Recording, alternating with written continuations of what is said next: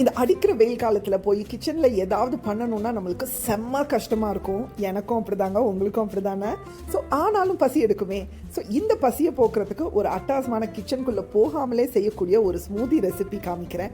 இந்த ஸ்மூதி பார்த்தீங்கன்னா ஒரு 5 மினிட்ஸில் ரெடி ஆயிடும். செம்ம ஃபில்லிங்காக இருக்கும். ஸோ இந்த ஸ்மூதி பண்ணுறதுக்கு ஒரு அரை டிராகன் ஃப்ரூட் எடுத்து அதை சாப்னு குட்டி குட்டி பீஸாக கட் பண்ணி அதை ஒரு மிக்சர் கிரைண்டருக்கு ட்ரான்ஸ்ஃபர் பண்ணிடுங்க. இதோட நல்ல கார்போஹைட்ரேட் கிடைக்கிறதுக்கு ஒரு சின்ன வாழைப்பழம், இந்த வாழைப்பழத்தையும் சாப் பண்ணி உள்ளே ஆட் பண்ணிடுங்க. இப்போ ஸ்மூதீஸில் ப்ரோட்டீன் இருக்காது, பட் ப்ரோட்டீன் இருந்தால் தானே நம்மளுக்கு ரொம்ப நேரம் ஃபில்லிங்காக இருக்கும். ப்ளஸ் குழந்தைங்களுக்கும் ப்ரோட்டீன் வேணும்ல. ஸோ அதுக்கு ஒரு 7-8 முந்திரியை ஒரு 2-3 ஹவர்ஸ் தண்ணியில் ஊற வச்சு அதையும் ஆட் பண்ணுங்கள்.